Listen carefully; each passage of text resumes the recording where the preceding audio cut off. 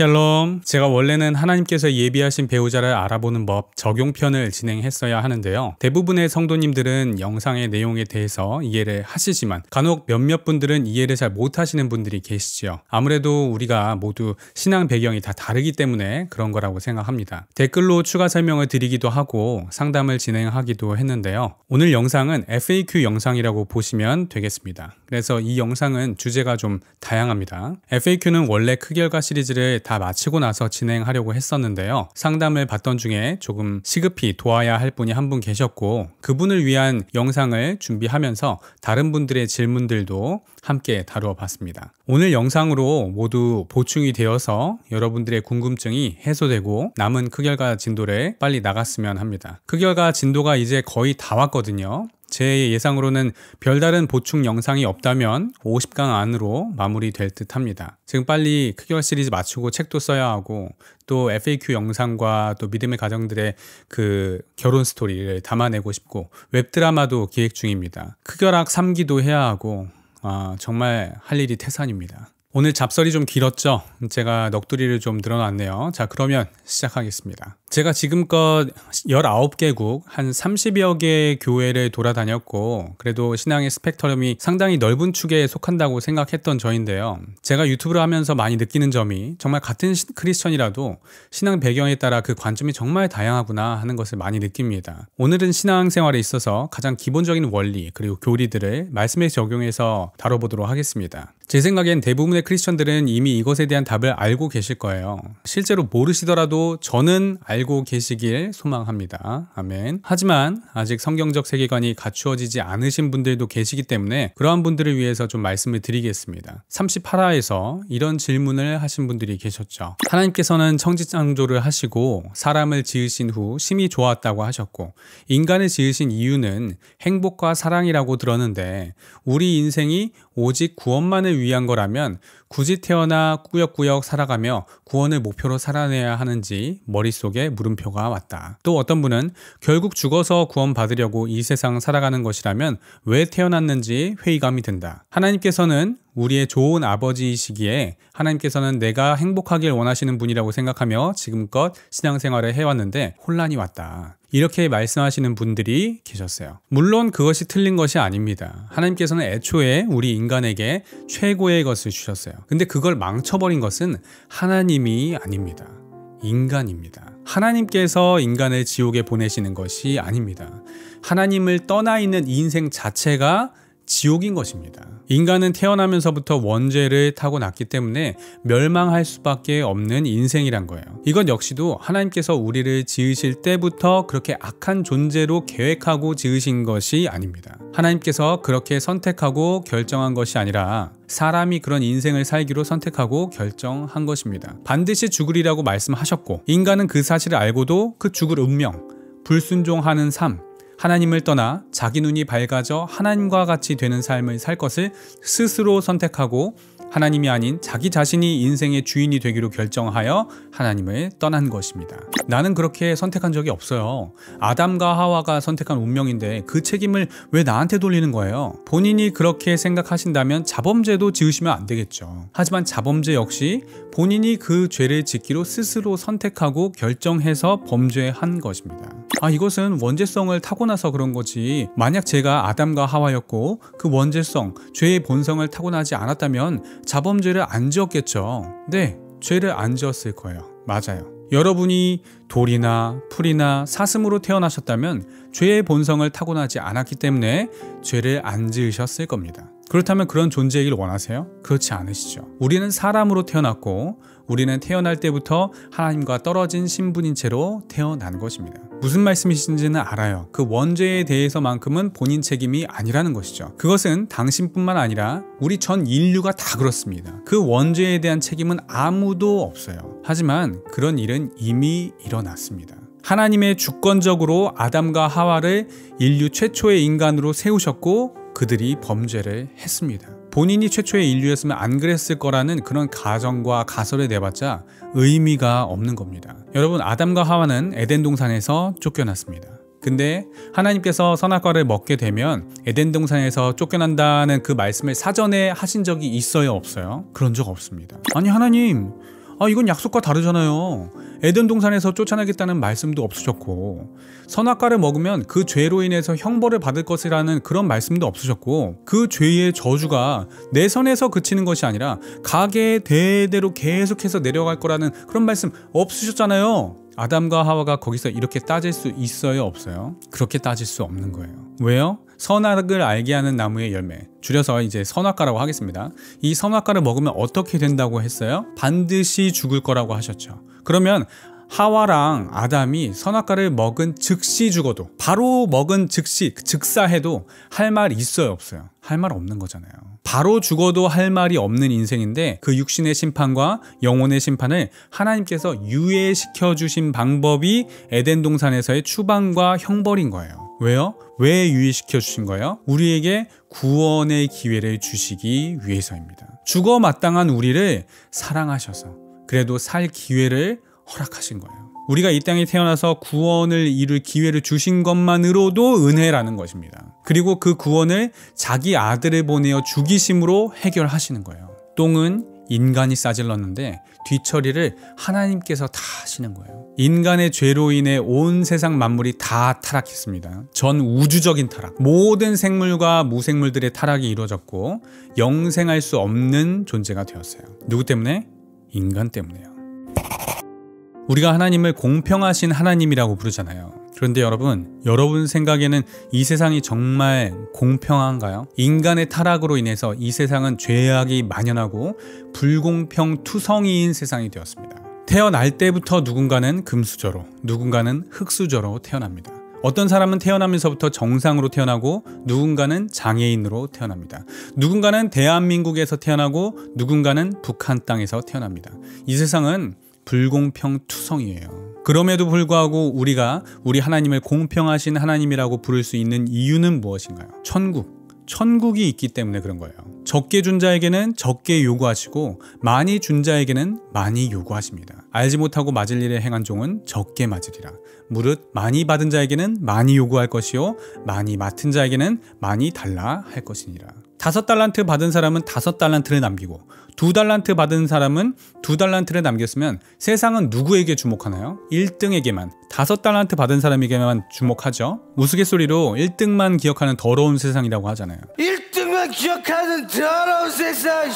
그런데 하나님께서는 그 두 사람에게 모두 잘하였도다. 착하고 충성된 종아, 내가 적은 일에 충성하였음에 내가 많은 것을 너에게 맡기리니 내 주인의 즐거움에 참여할지어다 라고 두 사람에게 모두 같은 평가를 하십니다. 이 원리로 보면 1달란트 받은 사람은 얼만큼만 남기면 되는 거예요? 1달란트만 남기면 되었던 거예요. 남들이 금수저인 것, 남들이 가진 것 보면서 부러워할 게 아니라 내가 가진 것 가지고 열심히 장사할 생각만 하면 되는 거예요. 그런데 1달란트 받은 종은 그 주인에 대해서 어떻게 생각했어요? 1달란트 받았던 자는 와서 이르되 주인이여, 당신은 굳은 사람이라 심지 않은 데서 거두고 해치지 않은 데서 모으는 줄을 내가 알았으므로 두려워하여 나가서 당신의 달란트를 땅에 감추어 두었었나이다.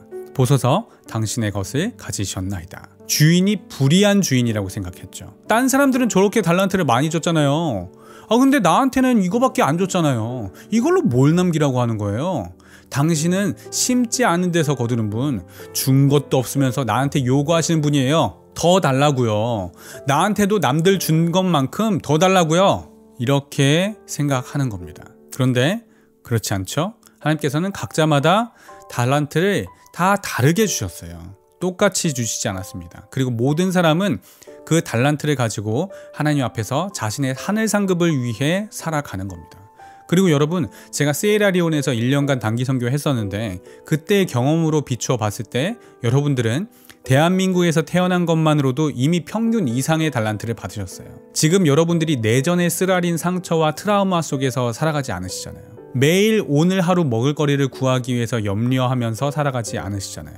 사고가 나고 사건이 터지면 처리를 해줄 경찰력이 있잖아요. 물 걱정할 일 없잖아요. 열사병, 장티푸스, 말라리아 걱정할 일 없잖아요. 대한민국에서 기본적인 생존이 안 되시는 분들 거의 없어요.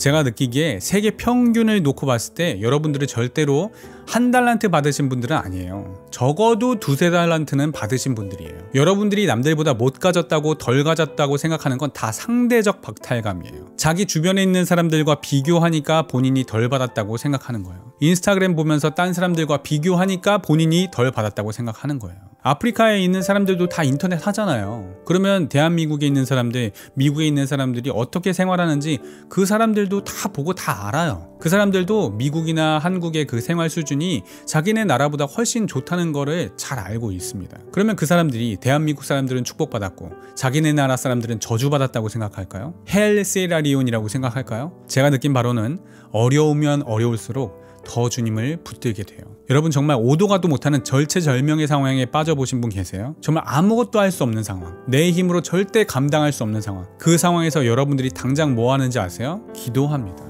심지어 불신자들도 그런 상황에 빠지면 기도해요. 무신론자도 기도합니다. 뭐 암도 컸고 국정암 자체도 또 사망률도 높고 시사율도 뭐 그래갖고 그 뭐 방법이 없잖아요. 그래서 밤에 부처님한테 기도하긴 그렇고 다 하나님한테 기도하잖아요. 대충.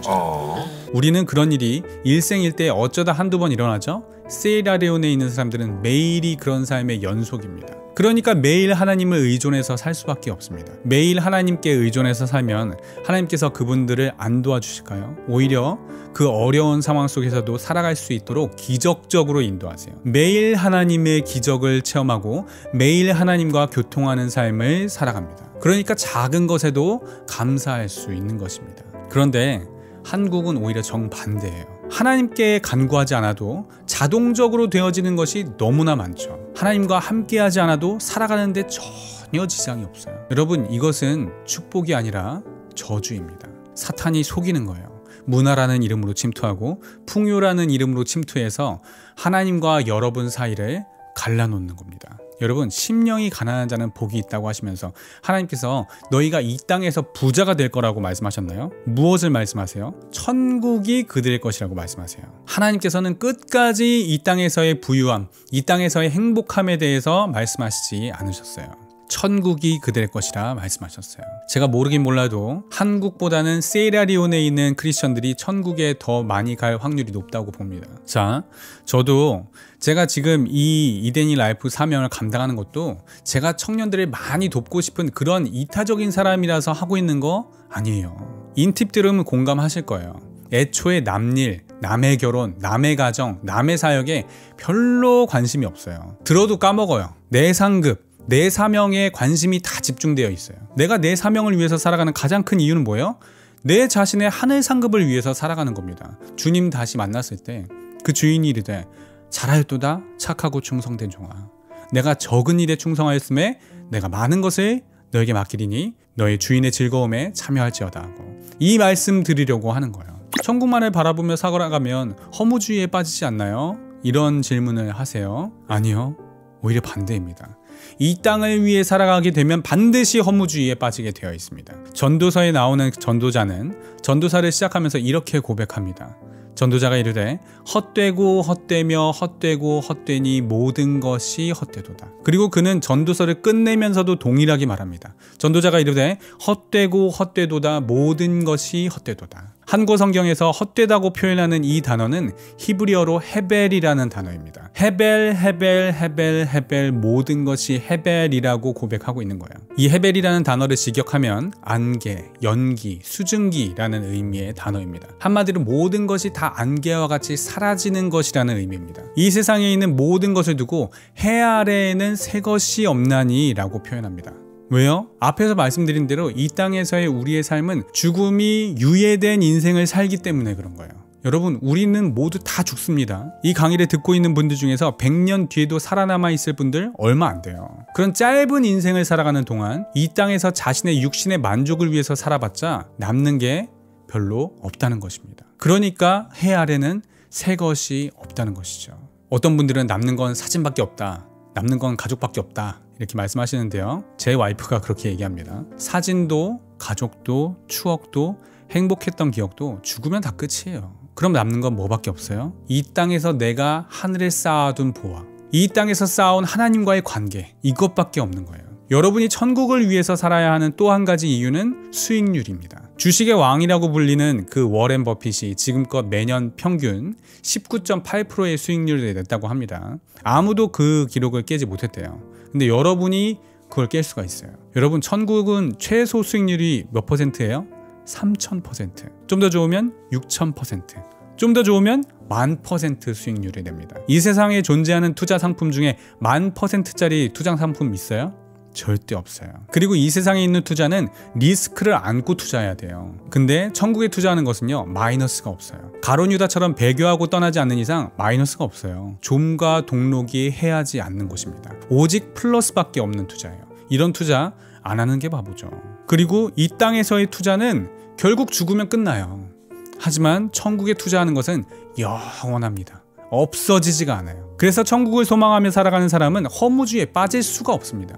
천국을 소망하지 않기 때문에 허무주의에 빠지는 것입니다. 허무주의로 인한 우울증과 자살충동, 여러분, 크리스천은 이런 것에 빠질 수가 없습니다. 만약 크리스천이 인생무상, 허무주의에 빠졌다, 이분은 교회는 다니셨지만 아마도 지금껏 이 땅의 것을 위해 살아왔기 때문에 그런 거라고 봐요. 여러분이 아무리 이 세상에서 뼈 빠지게 노력해도 절대 거부들보다 더 부자가 되기 힘들어요. 근데 그들을 역전할 수 있는 절호의 기회가 있죠. 다이아몬드 수저가 될 수 있는 절호의 기회. 그것도 한 7, 80년만 다이아몬드 수저가 되는 것이 아니라 영원히 다이아몬드 수저가 될 수 있는 기회. 이 땅에서 천국만을 소망하며 천국의 상급과 예수님과의 재회, 그 영화의 단계를 꿈꾸는 삶을 산다면 그 누구든 그들보다 더 부자가 될 수 있습니다.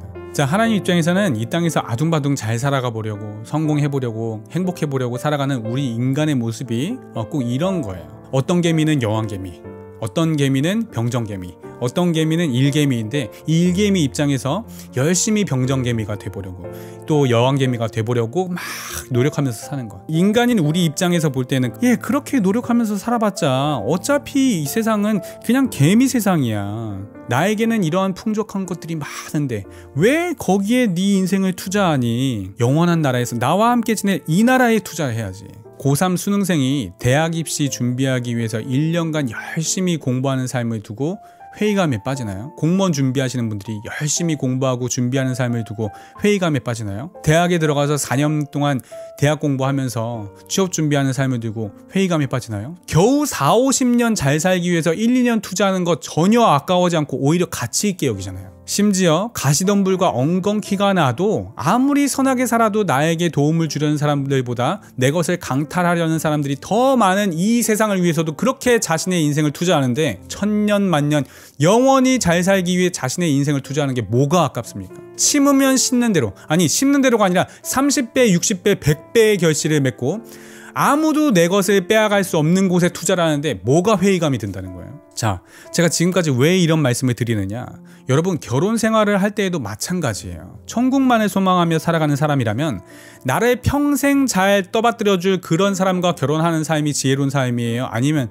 내가 평생 섬겨줘야 할 그 사람과 결혼하는 사람이 지혜로운 삶이에요? 여러분이 이 땅에서 천년만년 사실 거라면 당연히 최고 좋은 배우자, 나를 평생 떠받들어줄 배우자를 만나는 게 제일 지혜로운 인생이죠. 외모도 아주 그냥 모델처럼 이쁜 사람들, 아주 멋있는 사람들, 이런 사람들, 능력 좋은 사람들, 천년만년 살 거면 그 사람이랑 해야죠. 그런데 우리 본향은 이 땅이 아니잖아요. 우리 본향은 하늘에 있습니다. 그러면 내가 상급 쌓기 좋은 사람, 나와 함께 하늘 상급을 잘 쌓아갈 사람을 만나는 게 최고 좋은 사람이죠. 그래서 여러분, 제가 여러 번 말씀드리지만 좋은 게 아니에요. 섬김받는 결혼생활, 여러분이 가정에서 상급 쌓을 기회를 자신의 배우자에게 다 뺏기는 것입니다. 그래서 저번에도 말씀드렸죠. 가정에서 부부는 하늘 상급을 두고 서로 경쟁하는 사이가 되어야 한다고요. 이 사람이 나를 한번 섬겨줬으면 좋다고 헤헤거리면서 끝날 것이 아니라 나는 이 사람을 2번 섬겨야 되는 거예요. 이 사람이 2번 섬겨주면 난 3번 섬겨야 되고, 이 땅의 행복에 미련을 두지 마세요. 이 땅은 나그네처럼 거쳐가는 곳입니다. 물론 행복이 없는 것이 아닙니다. 하나님을 위해서 살아간다면 하나님께서도 당연히 여러분의 인생을 축복하여 주십니다. 하지만 행복은 하나님의 사명을 감당하면서 나오는 자연스러운 산물이요, 또 하나님의 선물이지 이것이 결혼의 목적이 되어서는 안 됩니다. 여러분이 만약 행복하려고 결혼하면요, 아이러니하게도 여러분은 불행할 수밖에 없어요. 여러분이 갖는 그 행복의 기대를 채워줄 수 있는 사람은 이 세상에 아무도 없습니다. 사람의 욕심은 끝이 없고 편안함을 추구하려는 마음은 한정이 없어요. 하나님의 공평하심은 천국만 소망할 때 완성이 되는 거예요. 크리스천이라면 이러한 세계관은 당연히 갖고 계셔야 합니다. 자, 입장 바꿔서 여러분이 만약 하나님이시라면 누구를 제일 축복하시고 싶으시겠어요? 예수님의 사도들을 가장 축복하고 싶지 않으시겠어요? 근데 그들이 이 땅에서 어떤 최후를 맞이했습니까? 모두 비참하게 죽임당하거나 홀대를 당했어요. 하나님의 선지자들, 이사야 선지자나 예레미야 선지자 어땠어요? 수많은 초대교회 성도들, 스데반 집사 어땠어요? 카타콤에 있는 성도들은요, 햇빛 한 번 제대로 받아보지 못하고 평생을 동굴 속에서 살아가다가 죽음을 맞이했죠. 우리에게 본을 보이신 예수님께서는 죄가 없으신 분이십니다. 일평생을 선만 행하다 가셨어요. 선만 행하는데도 불구하고 예수님은 미움을 받으셨습니다. 오직 선만을 행하는데 미움받는 기분 아시나요? 선만을 행하는데도 이단 소리 들어가면서 사역하셨어요. 선만을 행하시는데도 신이신 예수님께서 결국 신성 모독죄로 고소를 당하고 결국 십자가에 달려 죽으시는 아이러니한 상황에 처하셨습니다. 하나님께서 우리가 이 땅에서 살아갈 행복을 위해 우리의 인생을 인도하신다면 자신이 가장 사랑하는 사람들의 그 인생을 어떻게 이렇게 비참하게 인도하실 수 있으시겠어요? 천국에서 누리는 그 행복에 관심이 있으신 것입니다. 그리고 이런 하나님의 관점으로 살아가는 사람들은 하나님의 마음과 관점에 따라 살기 때문에 자신의 삶을 기꺼이 드리는 것입니다. 천국만을 소망하면서 살지 않았다면 잘해줬는데 핍박받고 복음을 위해서 평생을 살았는데 이단 소리나 듣고 옳은 길을 선택했는데 비참한 최후를 맞이했다면 순교 당하기 전에 억울해서 먼저 까무러치지 않겠어요? 앞서 말씀드린 그 믿음의 선조들이 모두 자신의 인생을 불행하다고 생각했을까요? 아니요. 그들은 자신의 인생의 마지막 순간을 기쁨의 노래와 그 환희와 영광으로 하나님께 올려드렸고 자신도 예수님과 같은 길을 걸을 수 있었던 것에 감사했습니다. 여러분, 행복의 기준은 모두 다 다릅니다. 그런데 크리스천의 그 행복의 기준은 이 땅에서의 잠시 잠깐의 안락함, 편안함이 아닌 예수 그리스도의 십자가의 길을 따르는 것입니다. 우리는 우리 힘으로 예수님의 십자가의 길을 따를 수 없어요. 어느 누가 미움받는 것을 기뻐할 수 있겠어요? 어느 누가 자신의 목숨을 드리는 것을 기뻐할 능력이 있겠어요? 하지만 크리스천은 그렇게 살아갈 능력이 있습니다. 바로 십자가의 능력. 예수 그리스도의 능력이 그렇게 살아가게 하는 것입니다. 여러분의 그 행복의 기준을 십자가로 옮기시기 바랍니다.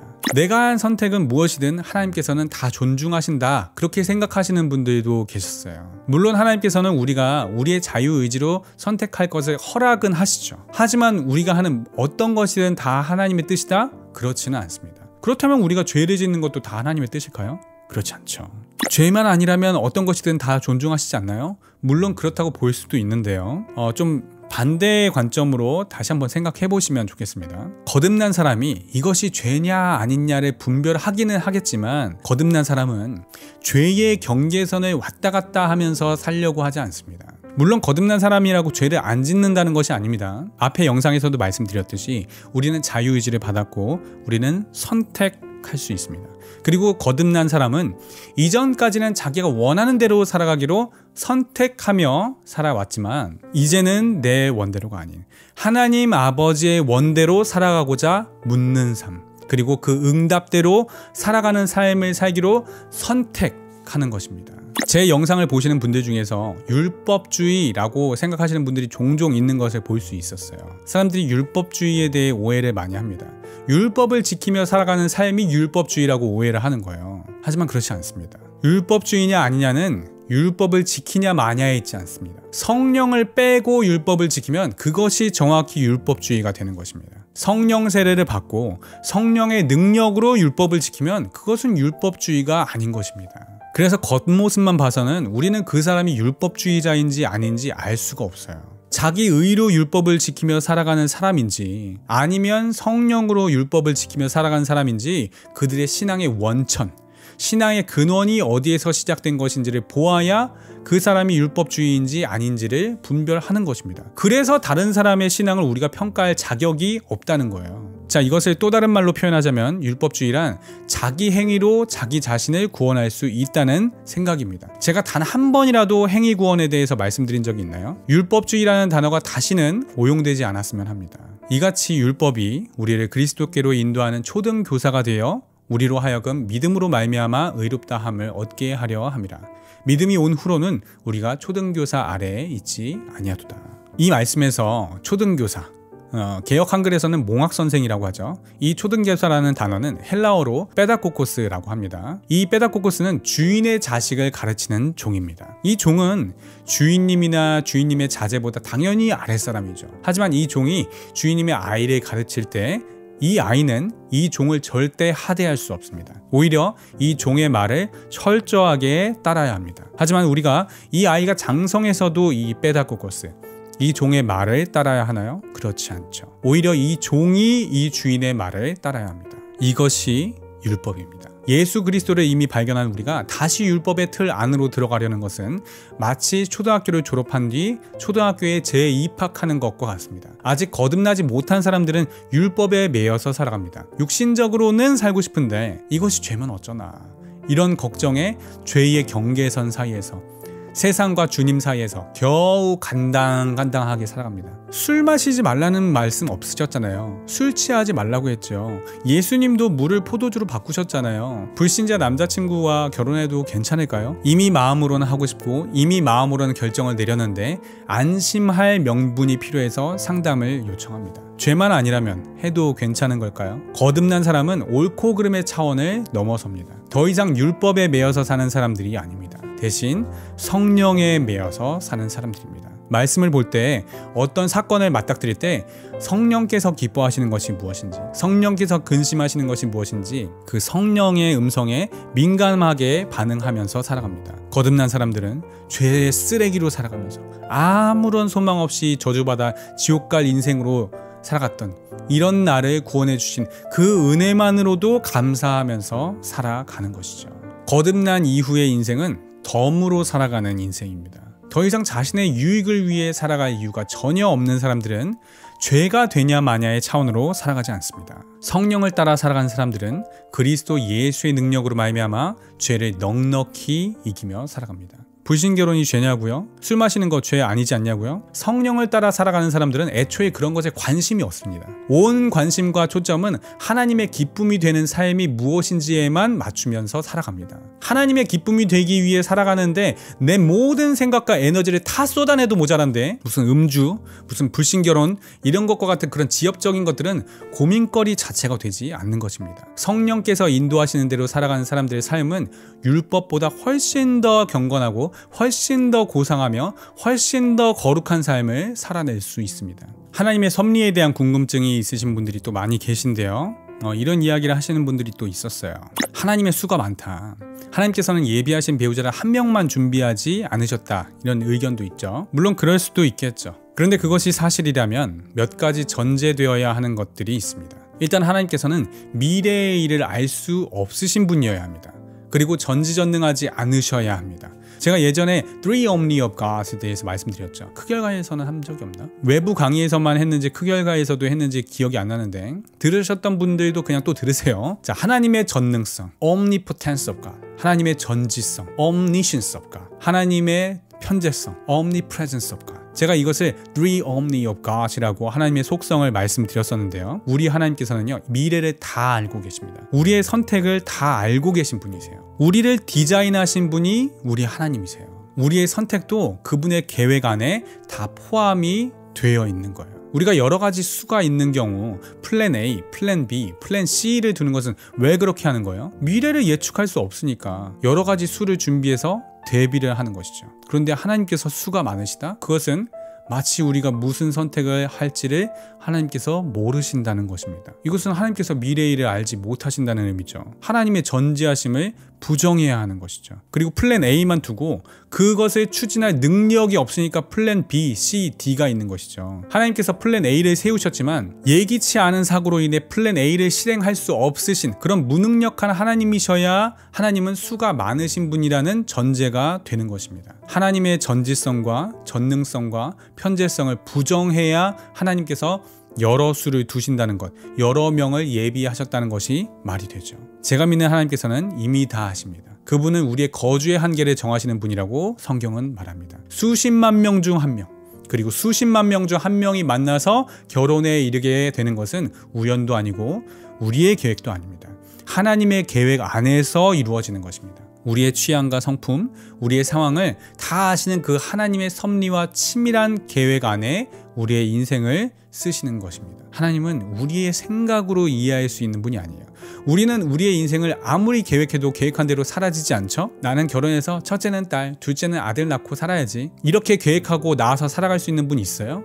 아무도 없어요. 근데 우리 하나님은 그런 분이 아니세요. 첫째 딸, 둘째 아들 계획하셨으면 그대로 이루실 수 있는 분이 우리 하나님이십니다. 그분의 계획은 실패하지 않으세요. 제가 개미를 비유로 말씀드릴게요. 길에 가는 개미 한 마리를 세워두고 그 개미 앞에 사탕 3개를 두었습니다. A 사탕, B 사탕, C 사탕. 그 중에 제가 이 개미에게 먹이고 싶은 사랑은 A 사탕이에요. 자, 그러면 제가 이 개미에게 A 사탕을 먹일 능력이 있어요? 없어요? 있죠.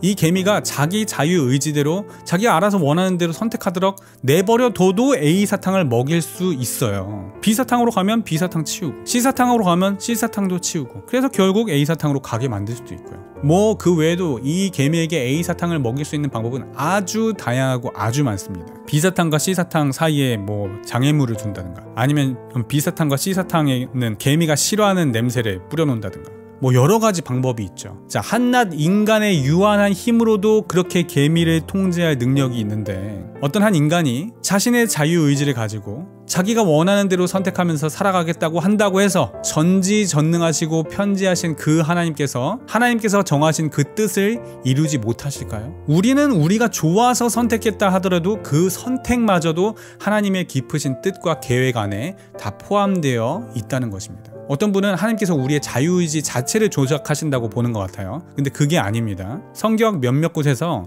사람의 기억이나 그런 생각, 마음을 제어하시는 분들은 나오죠. 바로의 마음을 완악하게 하신다던가, 술 맡은 관원장의 기억을 잊게 하신다던가, 다시 기억나게 하신다던가, 압살롬이 아이도벨의 계략보다 후세의 계략을 지혜롭게 보도록 하신다던가 등등의 그런 사람의 감정, 기억, 생각 이런 것들을 제어하십니다. 하지만 의지를 건드리지는 않습니다. 말씀드린 것처럼 압살롬에게 후세의 계략이 더 좋아 보이도록 하셨어요. 하지만 이 후세의 계략을 채택하는 것은 압살롬의 의지로 채택하는 것이죠. 하나님은 우리의 자유의지를 건드리지 않습니다. 자유의지를 건드리는 순간 이제 자유의지는 더 이상 자유의지가 아니죠. 그걸 어떻게 자유의지라고 부르겠어요.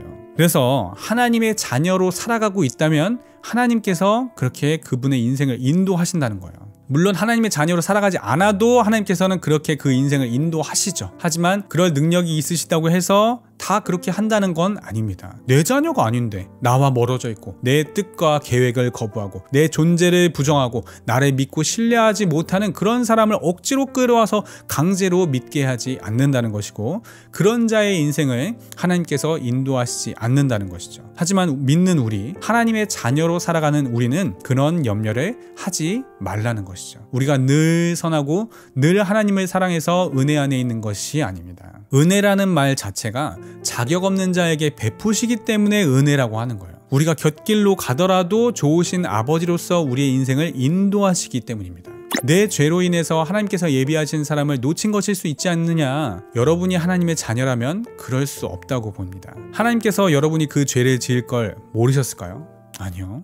그분은 이미 다 알고 계셨고, 그런 이유로 인해 그때 그 사람을 놓칠 것도 다 알고 계셨어요. 요나를 한번 생각해 보세요. 하나님께서는 요나에게 사명을 주셨습니다. 니느웨로 가서 회개의 메시지를 전하라는 그런 사명이에요. 자, 근데 요나가 어떤 선택을 하죠? 니느웨와 정반대 방향으로 갑니다. 니느웨로 가려면 육로로 가야 하는데 항구로 갑니다. 우리도 이와 같아요. 하나님을 전혀 모르는 불신자가 아니라 요나처럼 하나님의 뜻이 무엇인지 분명히 아는데도 불구하고 하나님의 뜻을 거역하고 반대로 가려고 하는 거예요. 왜 그렇게까지 하려는 걸까요? 이 니느웨, 이 아시리아가 너무나 미운 거예요. 우리 민족을 괴롭힌 이 아시리아, 우리로 따지면 그 중국이나 일본 같은 나라, 이 나라로 가서 회개의 메시지를 전하라고 하는 거예요. 근데 가서 전하면 그 나라가 분명 회개하고 돌아올 것을 이 요나가 아는 거예요. 그러니까 반대편으로 가는 겁니다. 성경에서는 여호와의 얼굴을 피하려고 그렇게 하였다고 말씀합니다. 여러분, 하나님의 얼굴이 그렇게 피하면 피해집니까? 우리 생각에는 우리가 우리 나름대로의 선택을 하면 그것으로 끝난다고 생각을 하죠. 마침 다시스로 가는 배까지 만났으면 이제는 내 뜻대로 선택해서 결정했으면 이것으로 끝이라고 생각하죠. 근데 그렇지 않아요. 하나님께서는 어떻게 해서든지 여러분을 하나님의 뜻으로 인도하십니다. 여러분, 그 배를 준비한 게 누구겠어요? 하나님께서 그 배를 준비하신 거예요. 여러분이 그 죄를 지을 걸 모르셨던 것이 아닙니다. 다 알고 있었어요. 이미 다 알고 그 배를 준비시켜 놓으신 거예요. 자, 그 다시스로 가는 배를 만나서 결국 어떻게 돼요? 풍랑을 만나 물고기 뱃속에 3일간 지내게 됩니다. 그런 인고의 시간을 지나서 결국 니느웨로 갑니다. 니느웨는 사흘 동안 걸을 만큼 큰 성읍이라고 했어요. 요나는 고작 하루 동안만 다니면서 외쳤어요. 하기 싫다는 거예요. 니느웨가 구원받는 게 싫다는 거예요. 그런데 결국 어떻게 돼요? 니느웨는 회개하고 하나님의 진노를 피합니다. 이러니까 요나가 어떻게 반응해요? 성질을 냅니다.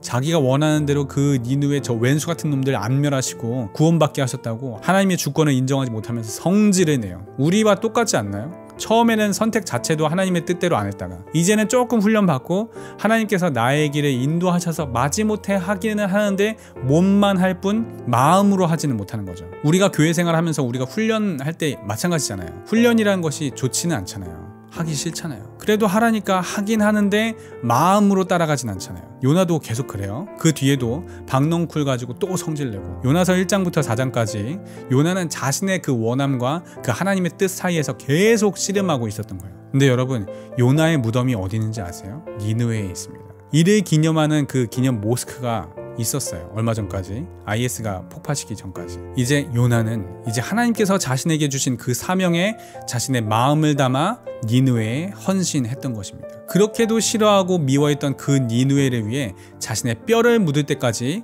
헌신했던 거예요. 자신의 사명이니까요. 하나님께서 우리의 길을 인도하시는 것도 마찬가지입니다. 여호와 로이, 하나님은 우리의 목자가 되십니다. 우리가 아무리 요나처럼 곁길로 간다 하더라도 결국 우리는 하나님의 얼굴을 피할 수가 없어요.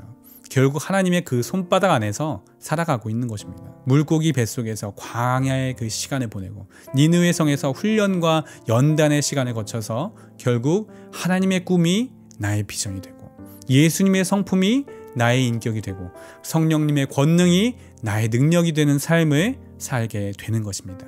이것이 그리스도인의 성화의 삶이며 이러한 과정을 거치는 것 자체가 여러분이 구원을 받았다는 확실한 증거, 확증이 되는 것이죠. 어떤 사람에게 이런 일이 일어납니까? 거듭난 사람. 하나님의 자녀가 된 사람에게는 그런 일이 일어나는 거예요. 탕자도 마찬가지예요. 똑같은 거예요. 아무리 곁길로 가더라도 결국 돌아올 수밖에 없도록 우리를 인도하십니다. 여러분의 배우자도 마찬가지예요. 여러분이 아무리 곁길로 가고 마음대로 배우자를 선택했다 하더라도 오히려 그 배우자로 인해 하나님께 돌아오게 되는 계기가 되는 것입니다. 자, 이런 케이스 진짜 많아요. 제가 결혼 안 한 미혼 청년들에게도 상담을 많이 받지만 결혼한 기혼분들에게도 상담을 많이 받잖아요. 근데 기혼분들에게 상담을 받으면 거의 70% 정도는 어떤 사연인지 아세요? 내가 젊었을 때 세상을 사랑하며 살아가다가 불신자 남편 만나서 결혼했는데 이제 와서 그때 그 결정이 너무 후회스럽다. 물론 내가 선택한 내 죄이지만 물을 수만 있다면 물고 싶다. 이혼하고 싶은데 이혼하는 것조차도 또 하나님의 뜻이 아니라서 결혼했을 때처럼 또 후회하게 될까봐 그게 걱정이 된다. 이게 아주 전형적인 그 기혼분들의 그 상담 레파토리예요. 본인이 죄를 지어 잘못 결정한 그 결혼인데 이런 결혼이라면 이혼할 수도 있지 않느냐 이렇게 물으시는 것이죠. 저는 결혼은 사명이라 말씀드렸죠. 현재의 결혼이 자신이 지은 죄의 결과라 하더라도 그 결혼은 사명입니다. 아담과 하와가 죄를 지어서 추방당했을 때 하나님께서는 아담과 하와에게 각각 형벌을 주시죠. 그런데 이것은 형벌인 동시에 사명이 됩니다. 아무도 출산의 고통을 피해서 아이를 가질 수 없고 아무도 땀을 흘리지 않고 결실을 얻을 수 없습니다. 출산과 노동은 생존과 번성을 위해 반드시 해야 하는 사명이듯이 죄에 대한 결과 역시 사명입니다. 여러분들이 그 죄를 지을 것도 이미 아셨어요. 현재 이룬 가정이 죄의 결과라 하더라도 그것 역시 하나님께서 주신 사명입니다. 그 사명을 통해서 하나님께서는 여러분을 연단해 가시고 결국 장성한 분량에 이르게 하시는 것입니다. 하나님께서는 여러분이 지금 옆에 있는 그 배우자가 아니었으면 여러분이 세상 밖으로 나가 하나님을 찾지도 않았을 것을 미리 아시고 풍랑을 만난 다시생 배처럼 물고기 뱃속처럼 니느웨의 그 회심처럼 배우자를 통해서 여러분 속을 긁어 놓으면서 여러분을 연단하실 것입니다. 그 과정을 거치면서 여러분은 하나님의 꿈이 여러분의 비전이 되고 예수님의 성품이 여러분의 인격이 되고 성령님의 권능이 여러분의 능력이 되는 것을 경험하실 것입니다. 헤어진 사람이 하나님이 예비하신 배우자일 수는 없나요? 물론 그럴 수 있죠. 그렇다면 다시 만나게 해주실 거예요. 여러분의 구원을 이루고 여러분의 하늘 상급 위에서 하나님께서 그 사람을 예비해 놓으셨다면 다시 재회하게 하실 것입니다. 하지만 재회하기 전까지는 그 사람이 하나님께서 예비하신 배우자라고 확신할 수 없는 것이죠. 3차원의 결과가 있어야 그때 그 응답이 하나님의 뜻이었는지 아닌지 확인이라도 할 수 있는 것이지 재회도 하지 않은 채 그런 근거 없는 확신 속에 자신의 인생을 허비하게 만들 수는 없는 것입니다. 제가 앞에서도 말씀드렸듯이 약속을 하시는 분도 하나님이시며 그 약속을 이루시는 분도 하나님이십니다. 우리가 아니에요. 요셉이 꿈을 꿨다고 해서 그때부터 형들의 절을 받기 위해 요셉 본인이 부단히 노력한 적 한 번도 없었습니다. 총리가 되기 위해 부단히 노력한 적도 한 번도 없었어요. 요셉은 그저 매일의 일상 속에서 자신에게 주어진 환경 속에서 자신에게 맡겨진 그 사명에 최선을 다했고 하나님께서 주시는 그 훈련과 연단과 고난을 묵묵히 통과하면서 성장했을 뿐 그가 하나님의 비전을 이루기 위해 스스로 노력한 것은 아무것도 없었습니다. 그 약속은 요셉이 이루는 것이 아니라 하나님께서 이루시는 것입니다.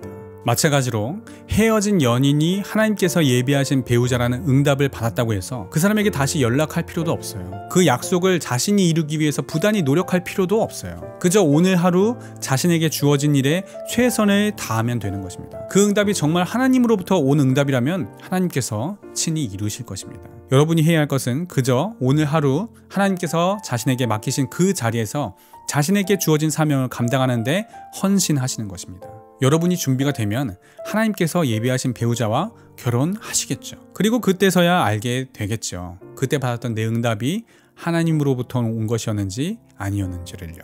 왜 배우자에 대한 확신이나 구원의 확신을 꼭 받아야만 하는 것처럼 말씀하시나요? 라는 의견이 있었어요. 제가 먼저 그렇게 말씀드리는 것이 아닙니다. 신앙을 하시는 형제 자매님들이 구원의 확신이 없는 채로 신앙을 하는 것이 괴로우니까 어떻게 하면 확신을 얻을 수 있는지를 물으셔서 이에 대한 답변을 드리는 것입니다. 구원이 필수적인 것이지 구원의 확신이 필수적인 것은 아니죠. 제가 존경하는 존 메가더 목사님께서도 우리가 여전히 죄 가운데 살기 때문에 우리는 여전히 죄를 지을 수 있고 그에 따라 구원의 확신을 잃어버릴 수도 있다고 말씀하셨습니다. 하지만 이것은 구원의 확신을 잃어버리는 것이지 구원을 잃어버리는 것은 아닙니다. 그랬기에 다윗도 구원을 회복시켜 달라고 하지 않고 구원의 즐거움을 내게 회복시켜 주소서라고 말했던 것이죠. 배우자에 대한 확신도 마찬가지입니다. 배우자에 대한 확신이 꼭 필요한 것이 아닙니다. 하지만 배우자에 대한 확신이 있어야 결혼 생활과 가정 생활을 기쁨과 즐거움과 확신 속에서 할 수 있기 때문에 그런 거예요. 신앙 생활과 결혼 생활 모두 우리가 믿음 안에서 시작을 하지만 늘 항상 꽃길만 걷지는 않습니다. 드로아에서 성령님의 인도하심에 따라 마게도니아로 향해 들어간 첫 성읍 그 빌립보에서 바울은 오히려 핍박을 당하고 매질을 당한 뒤에 옥에 갇히는 사건을 맞이합니다. 믿음으로 시작했지만 오히려 가시밭길인 경우가 훨씬 더 많아요. 하지만 바울과 실라는 그러한 상황 속에서도 어떻게 반응했어요? 그들은 감옥 안에서도 찬송을 하였습니다. 그들이 만약 하나님의 부르심의 그 확신 속에서 살아가지 않았다면 어떻게 그들이 감옥 안에서 찬송을 부를 수 있었겠어요? 마찬가지로 여러분들의 결혼과 가정생활을 하는 데 있어서 여러분들은 꽃길만 걷지 않을 거예요. 그렇게 열심히 기도해서 결혼했는데 결혼한 배우자가 소시오패스 성향일 수도 있고 시댁이나 처가댁 식구가 사이코패스 성향일 수도 있어요. 아니 하나님, 제가 분명히 하나님 음성 듣고 제가 하나님께서 인도하시는 대로 이 빌립보에 와서 사역을 하는데 왜 이런 박해를 받아야 합니까? 제가 제 일을 하겠다는 것도 아니고 하나님 사역하겠다는 거잖아요. 제가 제 행복, 제 평안, 제 안락을 위해서 살겠다는 것도 아니고 복음 전파를 위해서 헌신하겠다는데 칭찬과 격려와 꽃길은 못 준비해 주실 망정 제게 왜 이런 핍박과 고난을 허락하시는 겁니까? 여러분, 사도 바울이 오히려 자기 행복, 자기 평안, 자기 안락을 위해서 살겠다고 했다면 그런 극심한 고난이 있었겠어요? 그 정도의 고난은 없었을 거예요. 복음을 전파하려고 하고 하나님 말씀에 순종하는 삶을 살려고 하니까 그만큼 사탄의 저항도 거셌던 것입니다. 여러분들도 마찬가지로 믿음의 결혼을 통해 믿음의 가정을 이루었지만 그럼에도 불구하고 오히려 평범한 가정들보다도 훨씬 더 큰 문제들이 쓰나미처럼 여러분의 가정을 덮칠 것입니다. 그럴 때 어떻게 여러분들이 예수님처럼 바울과 실라처럼 스데반처럼 고난 중에도 기쁨을 잃지 않고 하나님께 감사하면서 찬송을 부를 수 있겠어요? 믿음이에요. 확신이에요. 믿음이 모든 것을 이기는 것입니다. 믿음장인 히브리서 11장을 보세요. 심한 고문을 받되 구차히 풀려나기를 원하지 아니하였으며 또 어떤 이들은 조롱과 채찍질 뿐 아니라 결박과 옥에 갇히는 시련도 받았으며.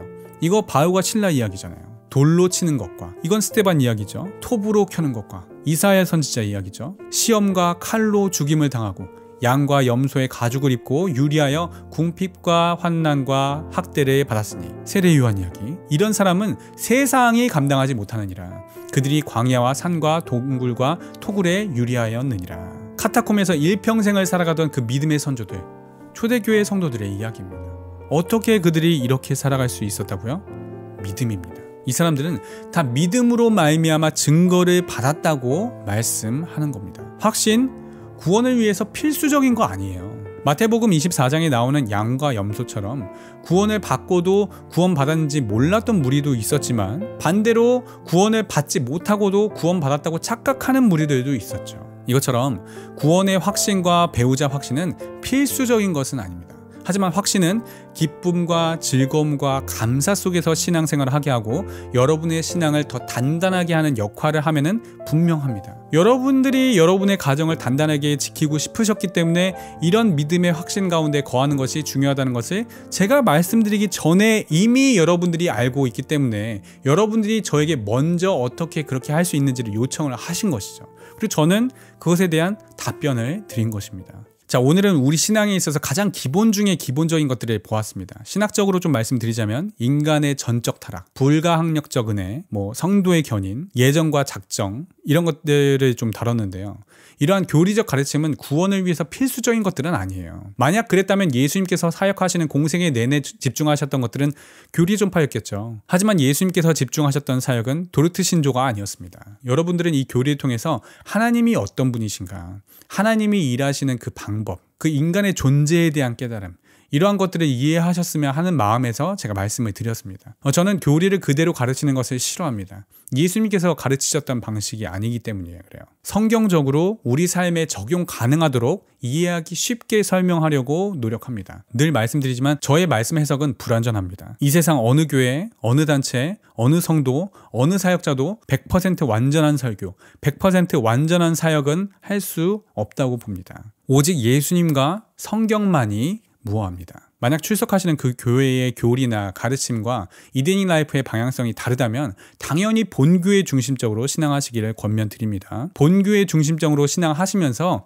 이데닉 라이프는 사이드로 생각하시며 건강한 신앙생활을 하시기를 바랍니다. 자, 오늘은 FAQ를 다뤘어요. 다음 시간에는 정말 하나님께서 예비하신 배우자를 알아보는 법 적용편을 해보았으면 좋겠습니다. 오늘 영상으로 인해 궁금하신 것들이 또 있으실 수 있어요. 아마 그럴 것 같아요. 근데 아주 본질적인 것들이 아니라면 조금만 참고 기다려 주셔도 좋을 것 같아요. 그럼 다음 시간에 뵙도록 하겠습니다. 샬롬.